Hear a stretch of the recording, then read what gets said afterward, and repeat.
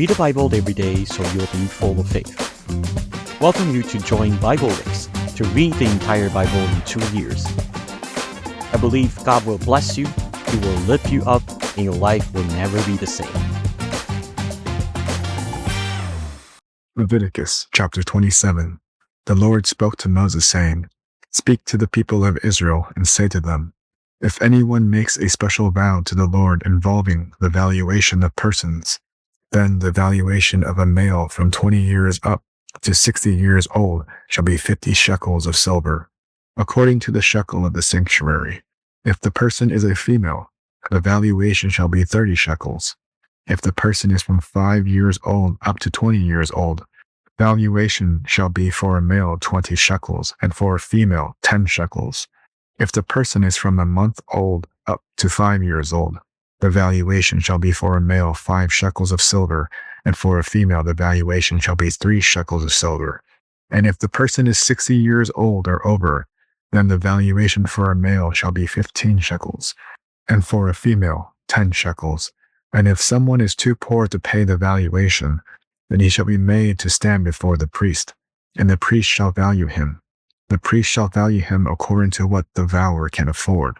If the vow is an animal that may be offered as an offering to the Lord, all of it that he gives to the Lord is holy. He shall not exchange it or make a substitute for it, good for bad, or bad for good. And if he does in fact substitute one animal for another, then both it and the substitute shall be holy. And if it is any unclean animal that may not be offered as an offering to the Lord, then he shall stand the animal before the priest, and the priest shall value it as either good or bad. As the priest values it, so it shall be. But if he wishes to redeem it, he shall add a fifth of the valuation. When a man dedicates his house as a holy gift to the Lord, the priest shall value it as either good or bad. As the priest values it, so it shall stand. And if the donor wishes to redeem his house, he shall add a fifth to the valuation price, and it shall be his. If a man dedicates to the Lord part of the land that is his possession, then the valuation shall be in proportion to its seed. A homer of barley seed shall be valued at 15 shekels of silver. If he dedicates his field from the year of Jubilee, the valuation shall stand. But if he dedicates his field after the Jubilee, then the priest shall calculate the price according to the years that remain until the year of Jubilee, and a deduction shall be made from the valuation. And if he who dedicates the field wishes to redeem it, then he shall add a fifth to its valuation price, and it shall remain his. But if he does not wish to redeem the field, or if he has sold the field to another man, it shall not be redeemed any more. The field, when it is released in the Jubilee, shall be a holy gift to the Lord, like a field that has been devoted. The priest shall be in possession of it. If he dedicates to the Lord a field that he has bought, which is not part of his possession, then the priest shall calculate the amount of the valuation for it up to the year of Jubilee, and the man shall give the valuation on the day as a holy gift to the Lord. In the year of Jubilee, the field shall return to him from whom it is bought, to whom the land belongs as a possession. Every valuation shall be according to the shekel of the sanctuary. 20 gerahs shall make a shekel. But a firstborn of animals, which as a firstborn belongs to the Lord, no man may dedicate. Whether ox or sheep, it is the Lord's. If it is an unclean animal, then he shall buy it back at the valuation and add a fifth to it. If it is not redeemed, it shall be sold at the valuation. No devoted thing that a man devotes to the Lord, of anything that he has, whether a man or beast, or of his inherited field, shall be sold or redeemed. Every devoted thing is most holy to the Lord. No one devoted who is to be devoted for destruction. From mankind shall be ransomed. He shall surely be put to death. Every tithe of the land, whether of the seed of the land or the fruit of the trees, is the Lord's. It is holy to the Lord. If a man wishes to redeem some of his tithe, he shall add a fifth to it. And every tithe of herds and flocks, every tenth of animal, of all that pass under the herdsman's staff, shall be holy to the Lord. One shall not differentiate between good or bad, neither shall he make a substitute for it. And if he does substitute for it, then both it and the substitute shall be holy. It shall not be redeemed. These are the commandments that the Lord commanded Moses for the people of Israel on Mount Sinai. And next, in chapter 27, it's a very special chapter. It talks about 4 kinds of offering to offer ourselves, our family, offer our animal, our house, our land. So why are we offering these things? Didn't we talk about the offering before? We talk about the 5 different offering, and also we talk about the feast. Then why are we still talking about more offering? But if you look carefully about chapter 27, you will find that this is not specific to the priest. It's too specific for a group of people. They really have the desire.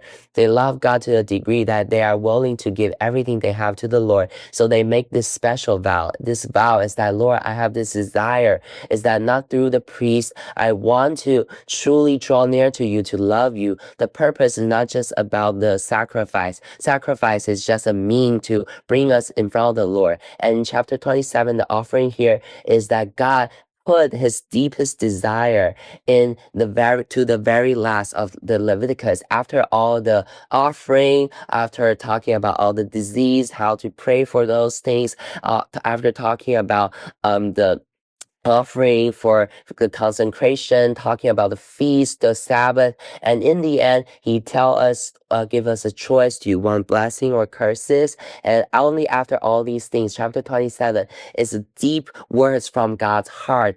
My children, if you want to make this special vow to me, to really love me and draw near to me even more, if you are willing to offer yourself or your family, it's not just an offering of your cow or your lamb. It's not about the fine flour, not about the pigeon, but it's to dedicate yourself and your family, your animal. Your animal means your finance, your all the economy. Lord, you rule over my finance, all the belongings that I have. I will no longer care, I no longer manage it myself. I don't just give you the best, the firstborn, but I will give all my animal to you. And also about houses. At that time, no one is dedicating their houses. The only time when the property of housing is transferred is during the year of Jubilee. That was because my failure, my weaknesses, or maybe when a priest is being called to the sanctuary, so there's a transfer of the housing. But in the year of Jubilee, it will all be returned. But here, the houses is not just for the year of Jubilee. But I won't wait until the year of Jubilee, but I want to dedicate my houses to you. I want you to dwell in my house, not just in the tabernacle, but also dwell in my house, so that my house can host your presence. Your presence will not just be in the tabernacle, will not just be when we give the offering, but also will be in my house, so that my house will be like the tabernacle. It talks about there's a group of people, they are so fervent for the Lord that they're offering their land. It's about their job. Lord, may my job be after your heart, that I dedicate my job to you. All the work that I have, the labor, all these blessings. Yes, Lord, I want these blessings in chapter 26, but I want these blessings is you yourself. So I'm willing to offer all the fruit from my land, all the first, more than just the first fruit and offering. I'll give everything that I have from this land to you. So in chapter 27, first verse 2, if anyone makes a special vow to the Lord. So this special vow is a deep vow for the desire for the Lord. This vow is that some group of people that just offering sacrifice cannot satisfy them anymore. Even when they be the priest, they kill the cow, the oxes, and the lamb, enter into the tabernacle, they still don't feel satisfied. They want to have a true union with the Lord. So in chapter 27, it's a deep desire in God's heart. He put it in the last chapter because he want the one who truly loves him, truly want to draw near to him. He give them this way. This is a special vow so that they can enter into the tabernacle to serve. They offer up everything to the Lord. They truly touch God's heart. And in from verse 2 to 8, you will see that you can dedicate yourself to and your family to the Lord, but there are different valuations that men and women have different valuation. And for the young adult, for the youth, for the children and people older than 60, they have different price. And even for the poor person, from verse 8, if someone is too poor to pay the valuation, then he shall be made to stand before the priest, and the priest shall value him. The priest shall value him according to what the vower can afford. So you have to know that how can you keep bringing yourself to the Lord, keep dedicating, keep offering. This is a huge blessing from the Lord. The more you dedicate yourself to the Lord and also your family, even your entire family to the Lord, then you will receive a huge blessing. That is that you will be valued according to the shackle of the sanctuary. That means that you will have a value, and this value is that God will confirm your core value. It's not saying that the woman value worth less than the man. It's because at that time the woman is not for making money. So that God give different person different kind of threshold. Maybe for the people in their prime time, man has a higher price, the children is lower, and for the poor person, maybe they can't even afford 3 shekel, 5 shekel, but they're still willing to dedicate themselves to the Lord. Then God will see them, will value them from God's perspective to see your glorious value. He will strengthen, confirm your core identity. He will judge according to the shackles in the sanctuary. This shackle means it's judged according to God's presence, according his sanctuary. You have a glorious value in front of God. And also these values are actually all pretty high. Please don't take it lightly. 50 shekel, 10 shekel, 3 shekel. It's actually a very high price according to their own age. Either it's a children or a young adult or in their prime time or all above 60 or poor people when they dedicate themselves to the Lord to let God rule over them. It's something that is truly valuable from God's eye. So the more that you offer, then the more this value will be manifested inside us. Sometimes we might feel like, oh, I'm such a worthless person. I'm just a family wife. I'm just a blue collar. I don't have a lot of education. I'm just a nobody compared to the people on the stage, the famous speaker. Oh, they are so valuable in God's kingdom. But in chapter 27, even though the priests, of course, they are valuable, the descendants of Aaron, they are valuable, the leader from each tribe, they are valuable. But in chapter 27, there are a group of people who love God and they want to dedicate themselves in front of the Lord. Even for the poor people, according to their ability, God will value them according to the shekel in the sanctuary. So even for them, God see them as invaluable. So we don't have to compare. We don't have to be jealous or feel that I can't compare with someone else. As long as you keep dedicating yourself to the Lord, you can make this prayer today. Lord, I will dedicate myself to you. Maybe I'm just a nobody. Maybe I'm just a youth. Maybe I'm the poor person. But when I dedicate to the Lord, the priest is actually Jesus. Jesus will judge, will do the valuation. And this value is actually the price that he paid with his precious blood. Price that Abba Father says that it's worth him sacrificing his only son so that he can purchase you back. This price is worthy for Jesus Christ to die for you. So that means you are extremely precious, extremely glorious. You are completely beautiful without blemish. So dear families, this is chapter 27. This is the deepest heart of the Lord. Do you love me? If you love me, then can you dedicate yourself to me? I will value you according to the shackle in the sanctuary. And this value is worthy for the Son of God to purchase you back through his precious blood. It's very worthy. So this is the deepest desire of God's heart. And next from verse 9 to 13 is to offer your animal. So this animal, when you offer it, it will all be holy. If you want to exchange them, then both of them will be holy.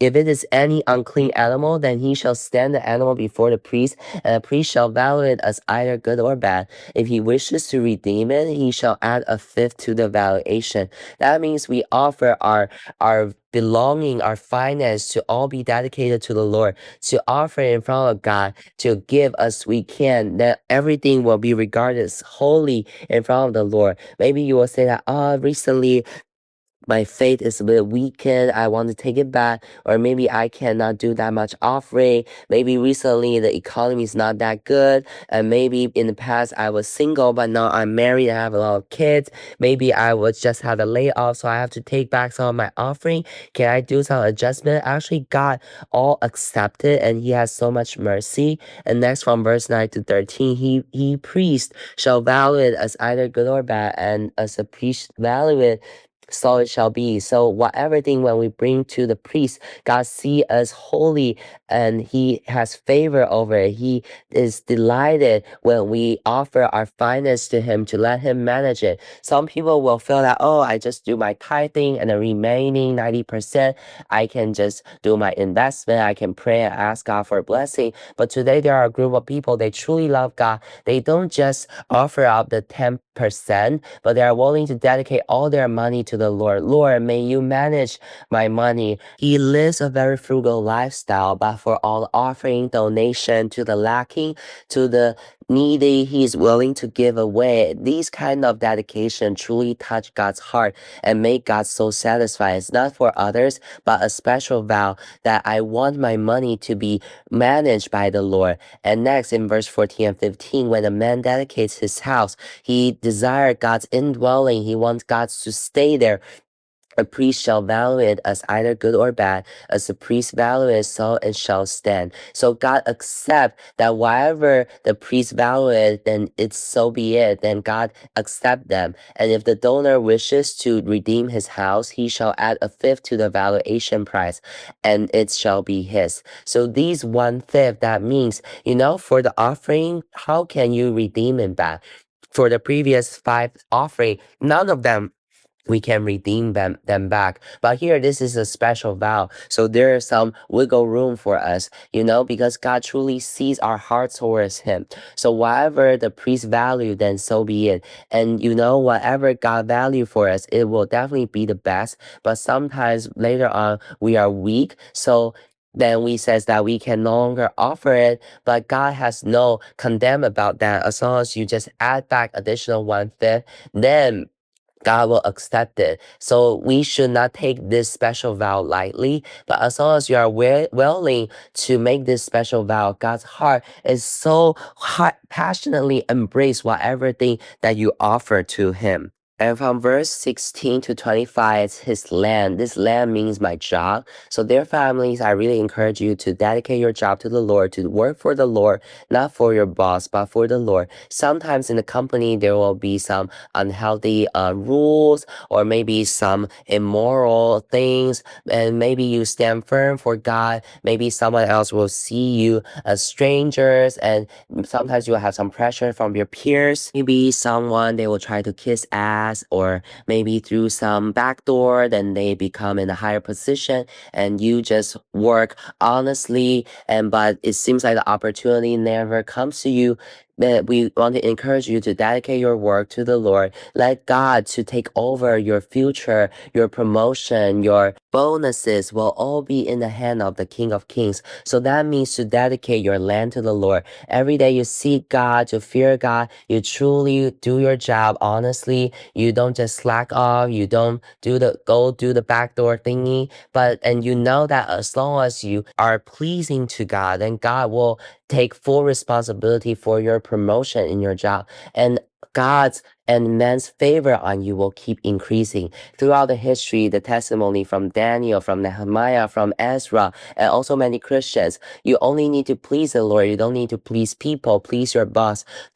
Because of God, I'm willing to submit to the rule of the company. I'm willing to submit to the command from the boss. I will not go against the truth from the Bible. Then you can say that, Lord, I dedicate my land to you, let you to take over, let you to manage it. So these 4 offering bring to the Lord, you can truly touch God's heart. And later on, you can see that God has so many special caring for different people. And then in verse 30 to 33, there's another special vow. It's beyond the 5 offering, that in the 5 offering, the sin offering is you can eat, and the guilt offering, there's something you can eat. For the peace offering, mostly is the one who make the offering, they can eat. But from verse 30 to 33, it's talking about a special tithing. This is something that many of us might overlook. So the first tithing is that every year I'm offering my offering to the Lord is to help the church, is to for the Levites. And the second tithing is that during the feast of the Lord that I can give to my subordinates, to the Levites. And the third tithing is every 3 years to give it to the Levite, the sojourners, the fatherless, and the widow. So tithing is not just for the tithing to the church, but God has a very clear arrangement to take care of the life of the Levites, especially your pastor in your church, the full-time minister, the full-time serving brothers and sisters. They need a provision. And also for the widows, for the orphans, for the sojourners, for the weak single parents, or maybe for the elder who live alone, your tithing, additional tithing is to help them.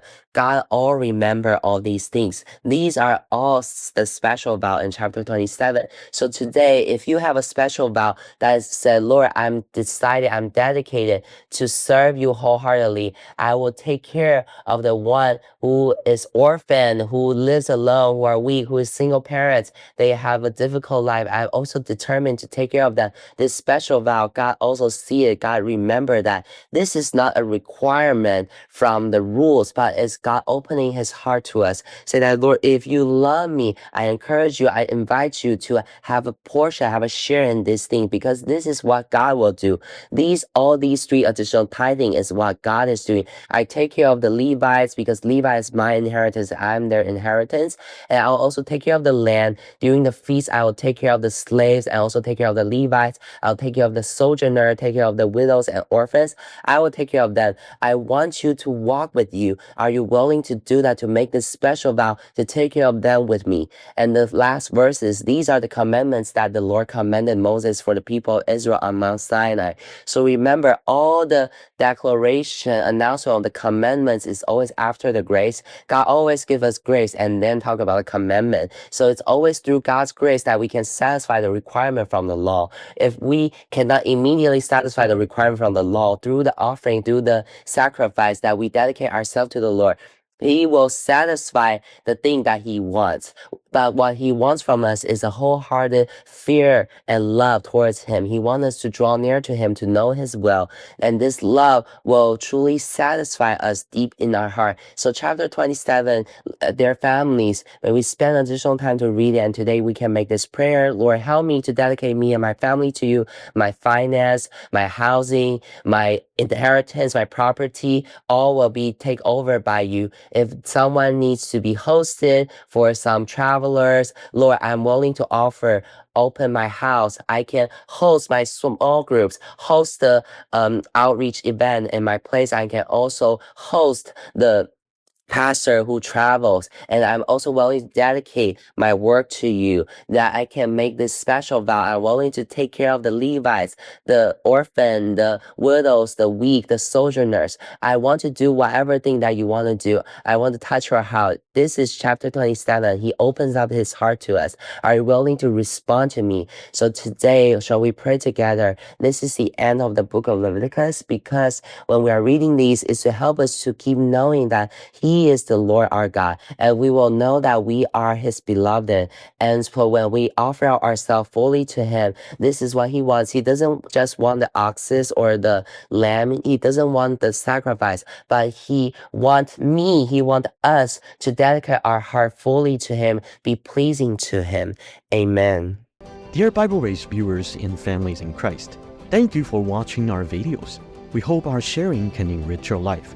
If you find the content helpful, we hope you will support our ministry so we may continue to produce high-quality videos to serve the kingdom of God and hope to bless more people's lives. You can donate in the following ways: online giving by PayPal. If you are residing in Taiwan, you may also donate by bank transfer. Thanks again for your viewing and support. Every contribution is our greatest encouragement. We sincerely appreciate your support. May God bless you abundantly. Don't forget to subscribe, like, comment, and share.